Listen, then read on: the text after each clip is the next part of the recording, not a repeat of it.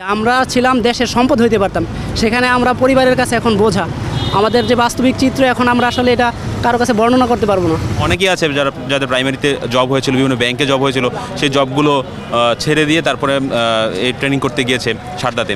আমাদেরকে যেভাবে বাদ দেওয়া হয়েছে সেটাতে সেই ধরনের অভিযোগে কোনো ধরনের পলিটিক্যাল ইনভলভমেন্ট ছিল না। 112 বছরের ইতিহাসে এরকম ঘটে নাই আর কি। তো আমাদের এটা প্রথমবারই যে এরকম বৈষম্য আর কখনো বাংলাদেশ পুলিশে হয়েছে কিনা আমরা জানা নেই আর কি।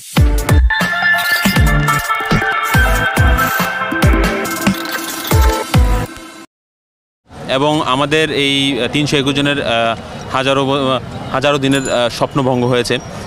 এবং সবচেয়ে বড় কথা হচ্ছে যে বর্তমানে যে আমাদের যে পরিস্থিতি, সেই পরিস্থিতি হচ্ছে সামাজিকভাবে আমরা হেনস্থার শিকার হচ্ছি, আমরা অর্থনৈতিকভাবে একদম বঙ্গুর অবস্থায় আছি। কারণ হচ্ছে এই 1 বছর আগে আমরা একজনে বিভিন্ন স্বনামধন্য ইউনিভার্সিটিতে অধ্যয়নরত ছিল, কিংবা পড়াশোনা শেষ করে বিভিন্ন টিউশন বা বিভিন্ন চাকরির সাথে সংযুক্ত ছিল। এবং অনেকেই আছে যাদের প্রাইমারিতে জব হয়েছিল, বিভিন্ন ব্যাংকে জব হয়েছিল, সেই জবগুলো ছেড়ে দিয়ে তারপরে এই ট্রেনিং করতে গিয়েছে সারদাতে।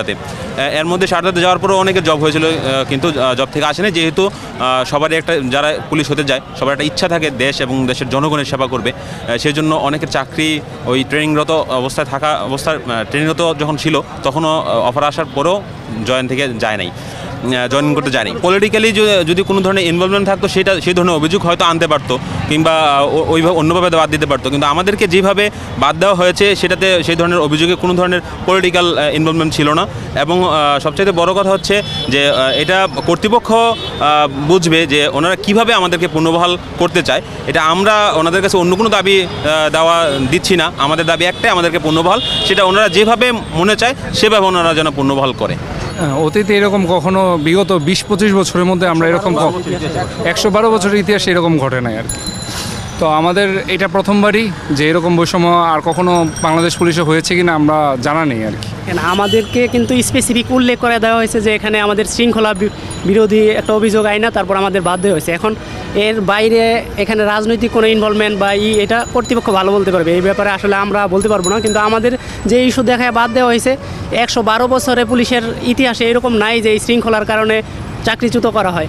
112 বছরে এরকম দৃষ্টান্ত হয় নাই। তো অবশ্যই এটা দেশের ইতিহাসে বলেন, এখন বাংলাদেশ বৈষম্যহীন একটা বাংলাদেশ, সেখানে আমরা বৈষম্যের শিকার, এটা তো অবশ্যই একটা দৃষ্টিকটু একটা বিষয় স্থাপন হইল এখানে।